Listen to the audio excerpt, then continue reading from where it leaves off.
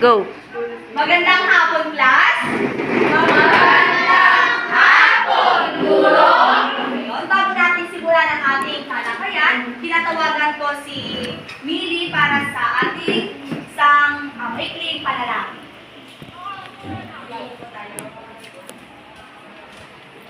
Lord, thank you sa araw na ito, kami po ay umilasal sa Lord, gabayang hindi po kami ang aming siguro na siyang magtutulong sa amin na maitulong na po sa amin ng maayos, kaya ang aming nasunod na po. Maraming salamat, Millie. Bago kayo po, pakiayos mo ng inyong mga upuan at pulutin ang mga kalat na nasa inyong paligid. Kung wala na, maaari na kayo. Bago tayo dumako sa ating talakayan, may ihanda akong isang laro dito. Isang laro dito na tatawagan natin paper ball relay. So, dito sa paper ball relay, ito yung para sa ating balik-aral. Maaari ba kayong tumayo?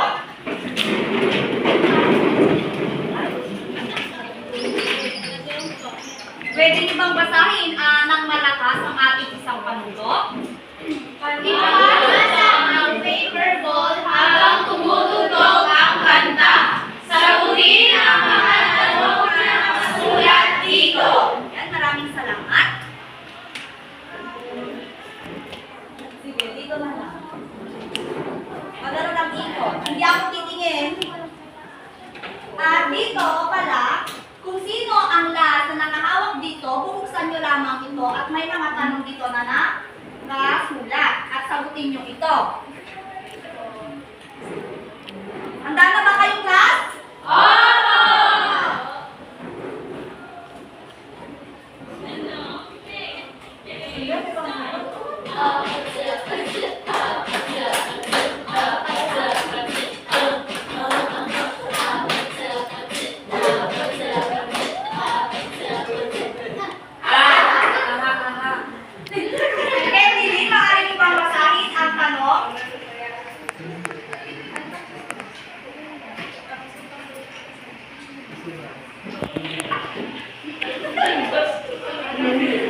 Sagutin ito. Ito ay isang set o pangkat ng mga bahagi sa isang sistema ng pagmulat. Ano ito? Grapema po, guro. Yan, tignan natin kung grapema nga ba ang tamang sagot.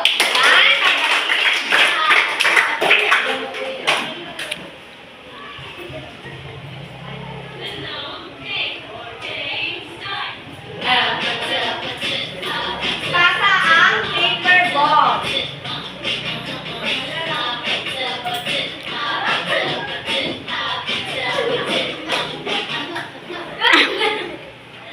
Sino nakakuha? Yan, guys, maaari mo bang basahin ang isang tanong at sagutin ito? Ang KWF ay nagsagawa ng reforma o alfabeto at tuntunin sa paggabay. Ano ito? Anong gabay ito? Gabay sa ortografiya ng wikang Pilipino 2009. Tingnan natin.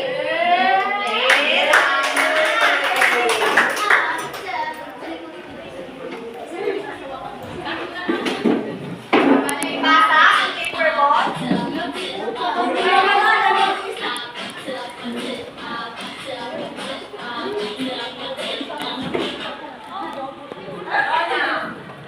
Rona? Last na yan.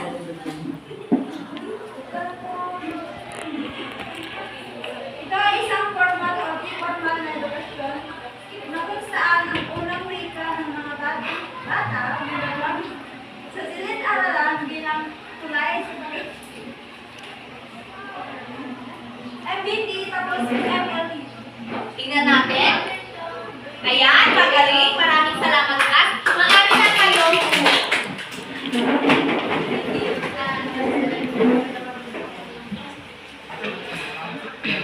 May mga inihanda akong alituntunin dito. Maaari bang basahin ito ng malakas, class? Oo, ng maayos. Makinig ng mabuti sa talakayan. Itaas ang kanan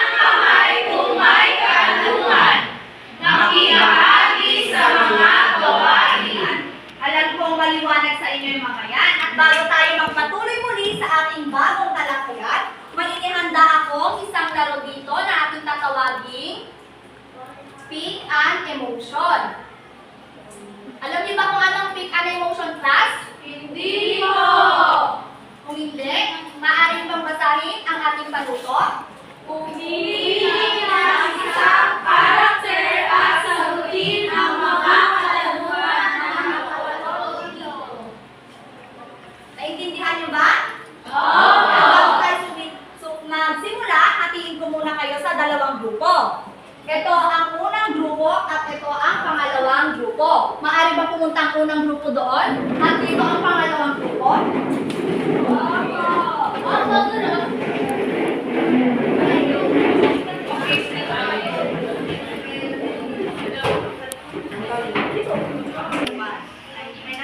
Okay. Handa na ba kayo, class? Ngayon, ang group 1 muna ang mauunang pipili ng isang emosyon. Kung ano ang napili niyong emosyon dito, kunwari, ang sadness ang inyong napili, makinig kayo, class. Kung sadness ang inyong napili, may tanong at sagot dito na makapaloob. Una, syempre, ang tanong ang inyong kukunin muna. At kung nasagot nyo iyon, titignan natin kung ang tamang sagot nyo ay tama. Naintindihan ba, class? Dito sa larong ito ay paramihan lamang ng puntos. Kung hindi nasagot ng group 1, kung hindi nasagot ng group 1, ang group 2 ang sasagot. Okay? Group 1, maaari ba kung sino ang inyong representative, maaari pa kayo pumunta sa harapan at pumili. Baka naman ginitin sa mismo. Si ano?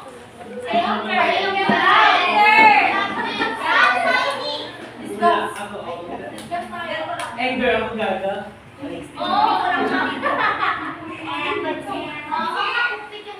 Ano ba dyan? Basahin na ito? Wala na. Swerte mo, isang puntos ka na agad. Ayan! Okay na naman. Isang puntos na kayo agad. Sa sunod, group 2. Discuss, anger. Anger? Wala pa yung tanong. Yung tanong muna ang digit. Kunin mo lang siya dito. Kasi hindi lang mo yung air. Kunin niyo muna. Ay, Basahin mo ito ng malakas. dali. Ilang patinig ang meron sa alfabetong Filipino? Ano ang mga ito? 5 po. Ay. Sila ang sasagot. Lima! Ano ang mga yun?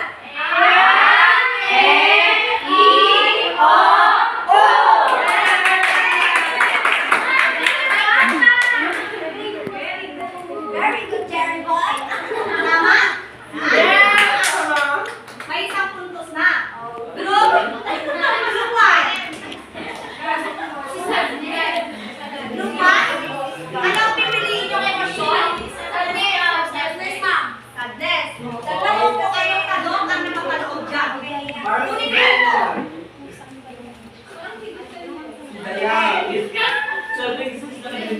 Kayo ang sasagot. Kung alam na ang representative nyo ang sagot, siya ang sasagot. Ito ay ganda upang paghiwalayin ang mga inuulit na salita o mga inuulit na pantig sa salita. Hindi po! Ano nga kung tama ang iyong sagot? Yay! Tama!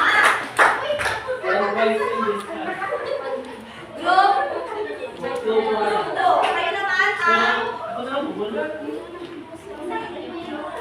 kung hindi ang nasagot, ang group 1 ang sasagot. At sila ang magkakaroon ng Ito ay galaw ng bibig, saltik ng dila na may kasabay na tunog ng lalamunan. Uulitin ko. Ito ay galaw ng bibig, saltik ng dila na may kasabay na tunog ng lalamunan. Katinig. Iwan na natin kung mayroon ang sagot.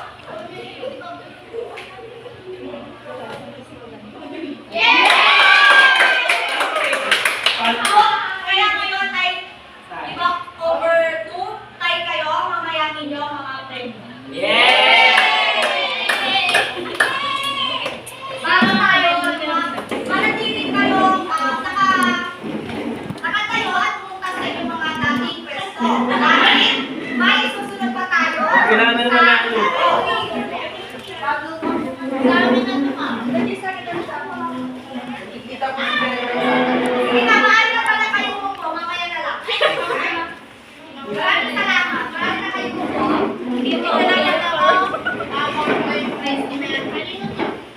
Ngayon,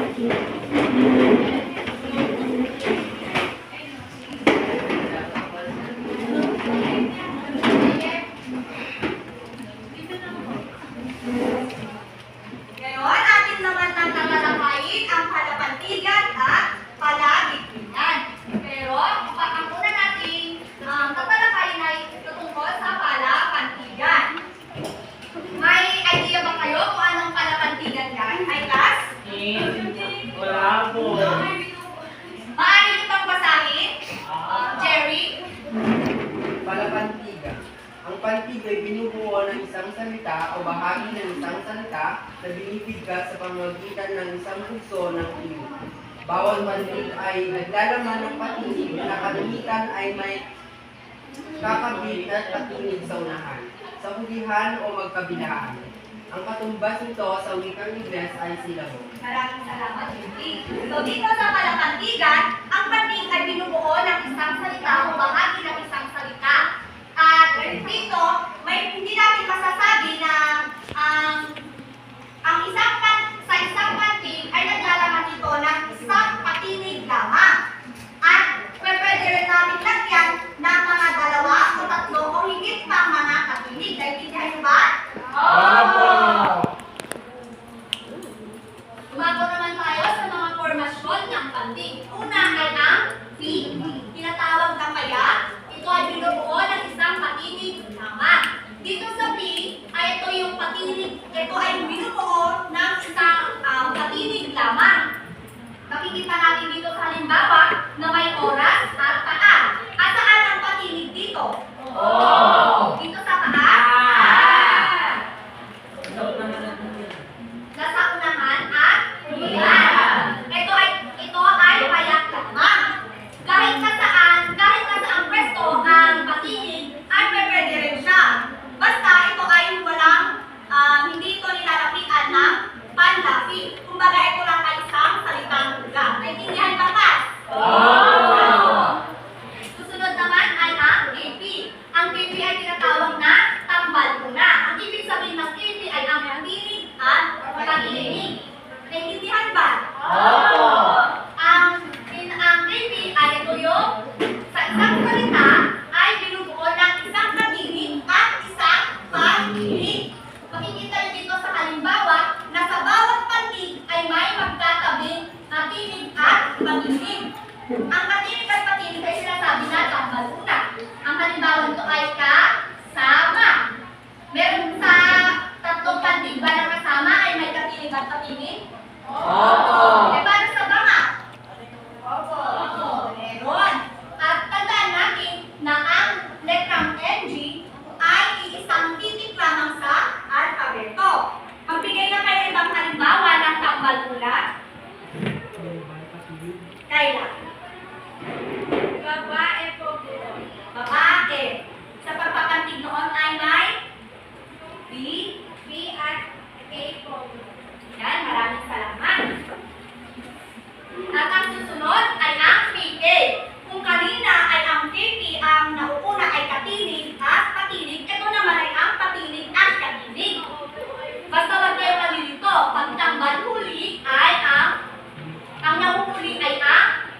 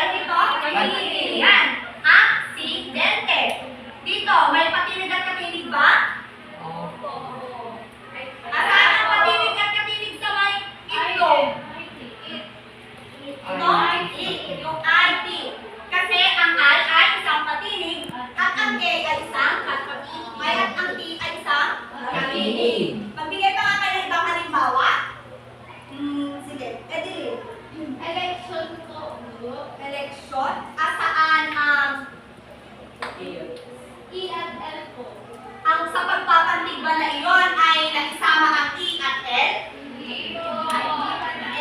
Election. Maraming salamat. Sino makapagbibigay ng ibang halimbawa? Yes, JL. Okra over. Okra. Saan ang patinig at katinig doon? O po yung patinig at yung K po ang patinig. Yan, maraming salamat. Dumako naman tayo sa pang-apat na ang dito ay ang KPK. Pag sinabing KPK, katinig, patinig, katinig. Ito ay tinatawag na kabilaan. So dito, sa isang sinasabi dito na ang isang salita daw ay binubuo na katinig, patinig, at katinig. At ang halimbawa nito ay damdamin. Pero ang dito, dahil nga kabilaan, sa unang pantig ay may KPK. Nakikita niyo ba? At sa huling pantig ay ang may KPK din. Bakit naging KPK itong dam? Kasi po yung Magkabilaan yung kasi yung patinig, tapos isa lang po yung patinig is nasa gitna. Mama ko, Sige, Jerry. kasi nagsama ay, ang patinig at katinig is nagsama sa isang salita. Yan, maraming salamat. At dito sa hintay, pwede din ba ito? Bakit opo? Kasi magkabilaan ko yung katinig, ma. Yan, husay dahil nagkabilaan din ang katinig, patinig, at katinig. Ganon din sa tay. Katinig, patinig, katinig. Naintindihan niyo ba? Opo. Sino pa makapagbibigay ng halimbawa? Ma'am. Sige, Emily. Saglit. Tama. Tama? Tama. Magaling, Emily. Dumako naman tayo sa panglima. Ito ay ang KKP. Kapag magkatabing K, tinatawag na natin itong cluster. Bakit cluster? Tambal, katinig. Ayan, magaling. Dito sa, ang sinasabi dito sa panglima, ay nagiging cluster patinig ang isang salita kapag may magkasunod na patinig at isang patinig sa isang pantig. Naiintindihan niyo ba? Gaya na lamang ng klase, plano, rasa. Nakikita niyo na magkasama sa pagpapantig ang pambal katinig at naisama ang isang patinig. Magbigay nga kayo ng ibang halimbawa. Sige, Lasa po. Lasa. At saan doon ang cluster patinig? PL po. PL at asan yung patinig? Lasa. Yan, mahusay. Sino pa makapagbibigay ng ibang halimbawa? Sige, Trisha. Siyempre po, ma. Cheque. Sabi na kung asaan doon ang cluster patinig? Di ano na S ko, tapos ang patinig din ang letter ko. Yan, magaling. Mukhang naiintindihan nyo ang ating pinag-aaralan. Ang susunod ay ang PKK. Kung kanina ay nauuna ang cluster, ngayon ay nauuna naman ang patinig. So dito ay sinasabi sa isang salita daw ay binubuo ng isang patinig at kambal katinig. Halimbawa ay ang inspector. Dito sa inspector, makikita na nauuna ang patinig at sinusundan ito ng dalawang patinig. Maaari ba kayo magbigay ng halimbawa, class? Sige, Cyril. Instrumento. Asaan doon ang unang pantig na may patinig at cluster? Ins. Ano ang ins na yun? Ay Ang I po, patinig tapos N sa S. yan. Sino pa makapagbibigay? Ay, Emily? Expression po. Expression. Magaling. Melody, may baka pang halimbawa dyan? Inspirasyon po, guro. Inspirasyon. I at I, yung patinig po, tapos yung N, yung patinig po, tapos yung S, ay katinig din po. Kaya nag-IBK. ayan, maraming salamat. At ang pangpito ay ang KKPK. Ngayon ay padagdag ng padagdag ang nasa loob ng isang salita. Dito sinasabi na sa isang salita daw ay binubuo ng cluster, patinig, at katinig. Dito ay ang pagpantig daw ay binubuo ng isang kambal katinig, gaya na lamang dito sa may salitang kwintas, Isang patinig at isang katinig. Quintas. Pero dapat ang cluster patinig-katinig ay magkasama sa isang pantig. Naintindihan niyo ba, class? Dito sa Prinsipe, kasaan dyan ang cluster patinig at katinig?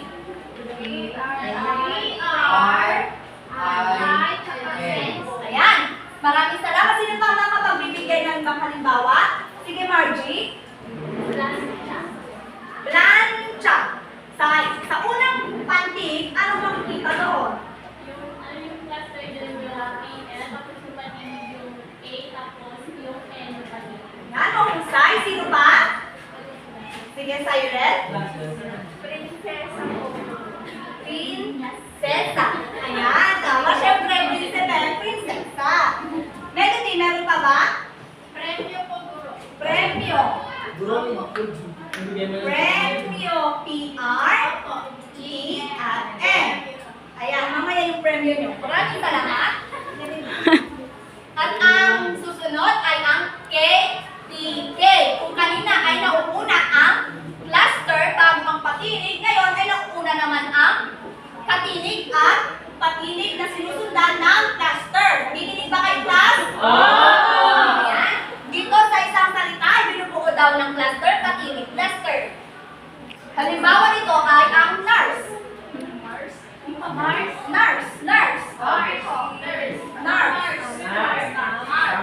Makikita natin dito na sa isang pantig ay may katinig, may isang patinig, at may cluster. Sino may halimbawa ka ba, JL? Card po, guro. Card. K-A-R-D. Ayan, maraming salamat. Sino pa? Daisy Lynn? S-O-R-S. Source?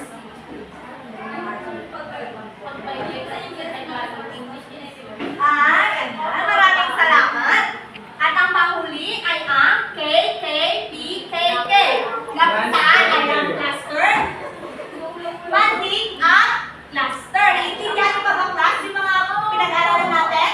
Ayan. Dito, sa isang salita daw ay binubuo ng cluster, patinig at cluster. Sa isang pantig, meron kang makikita KK, TKK.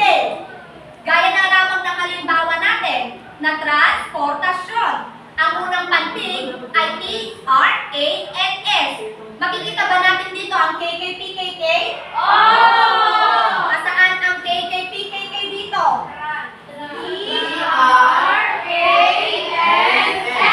Yan, mahusay. May halimbawa ka pa ba? Stephanie, may halimbawa ka ba? Transgender. Maaari. Kasi ang trans doon ay nasa unang pantig. Sino pa? Transformer. Ayan, bakit puro kayo trans? May mga iba pang mga halimbawa ng KKPKK. Sino pa? Meron ba? Kung wala na? Ha? May sinasabi ka ba sa ilan? Ano yun? Random?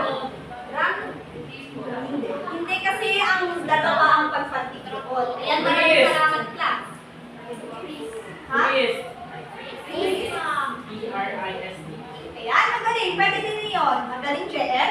Dito naman tayo sa, bago tayo ipagpatuloy dito, naintindihan niyo ba ang mga pinag-aralan natin? Maraming salamat. Dito naman tayo sa tuntunin sa pagpapantig. Dito daw, excuse me, sinasabi dito na kapag ang pagpapantig natin ay ang may magkasunod na dalawa o higit pang patinig sa isang salita, kung nasa una man, nasa gitna, at nasa huli ay dapat pagkakahiwalay ang pagpapantig. Gaya na lamang ng aakyat. Yung A na patinig ay naihiwalay at yung A na may A, yung patinig na may katinig ay naihiwalay at ganun din sa yan. Naintindihan niyo ba?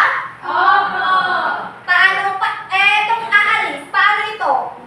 Maaari mo bang ipaliwanag? Jerry? naintindihan ang aalis kung paano ito pinantig?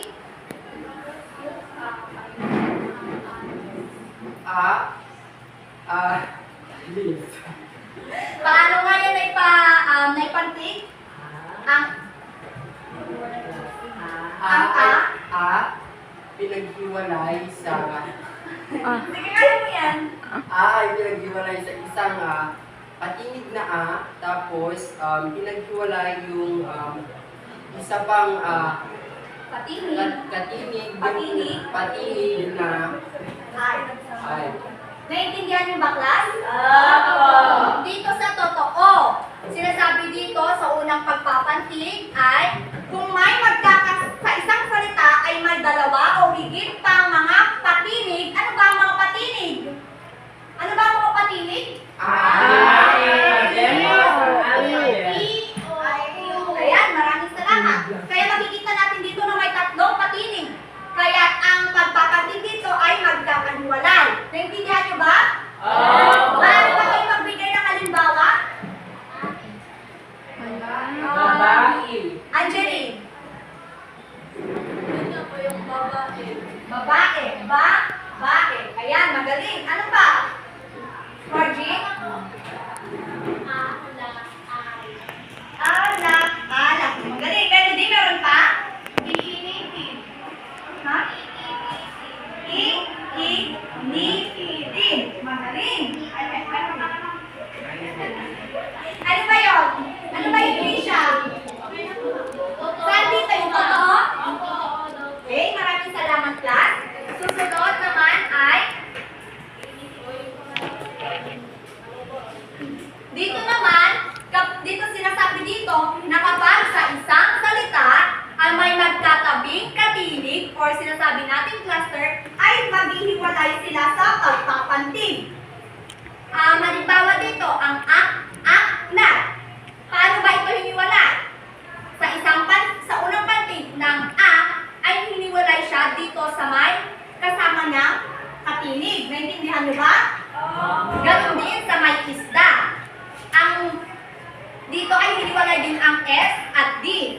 Ang katinig ang unang katinig ay sinasama sa may sinusundang patinig. At ang susunod na katinig ay isasama sa may sinundan niyang ay kasunod niya na patinig. Naintindihan ba, class?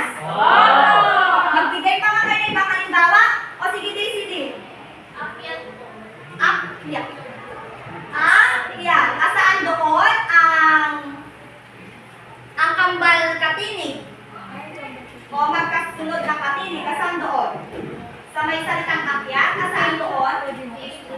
K at saka Y, magaling. Sino pa? Sige, Siren. Akto. Ayan, mahusay. Naintindihan niyo ba ito, class, sa pangalawang tungkulin? Nakikinig pa ba kayo, class? Kaya dito naman tayo sa pangatlong tungkulin sa pagpapantig. Sinasabi naman dito na kapag sa isang salita ay may magkasunod na mga katinig, may tatlong magkasunod na katinig,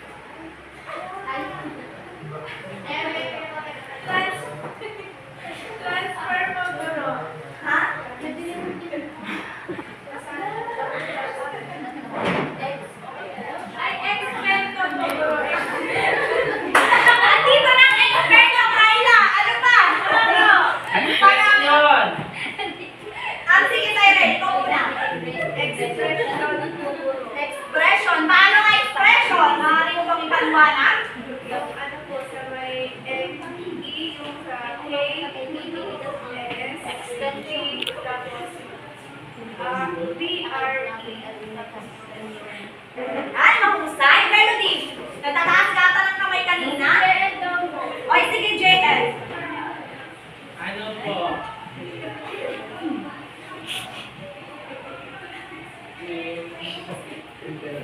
Maaari ka bang tumayo, JL? Magbigay ka ng halimbawa na may magkakasunod, na may tatlong magkasunod na katinig.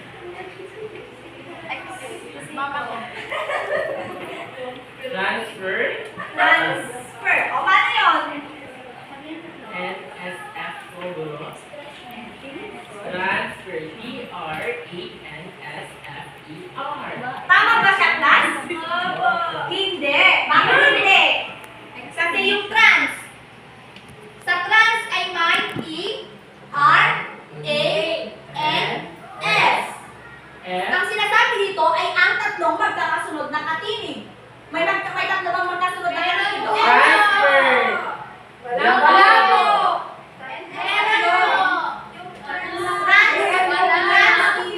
Ay, tama, kasi yung N, S ay kasama dito sa may unang pantig at ang F, E, R, I na isama sa pangalawang pantig. Maraming salamat.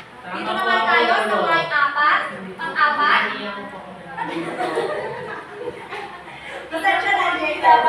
Ayan, dito ay sinasabi naman dito na kapag daw ay may tatlong magkakasunod na katinig, N or N man ang unang katinig ay at may kasamang dalawang katinig na may BL, BR, DRP at PL at DR. Ang unang katinig, N or N man ay nagsasama sa may sinusundang katinig. Naintindihan ba, class?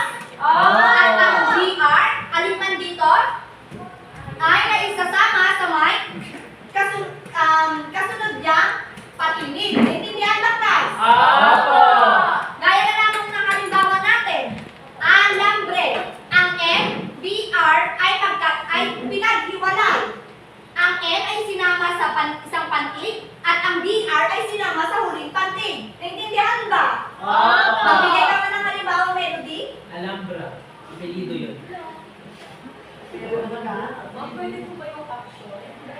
Ha? Timbre. Tama timbre. Hindi po, kasi nandito po tayo sa may sinusundan niyang N or N. Gaya na lamang ng halimbawa natin. Naintindihan ba? Timbre. Ayan. Tama. Ano pa? Timba. Timba. Nasaan ang pagkasama doon, Adelma? Sino ba mga magbibigay? Wala ba? Jerry. Trumpo. Trumpo. Tama ba siya? Hindi po.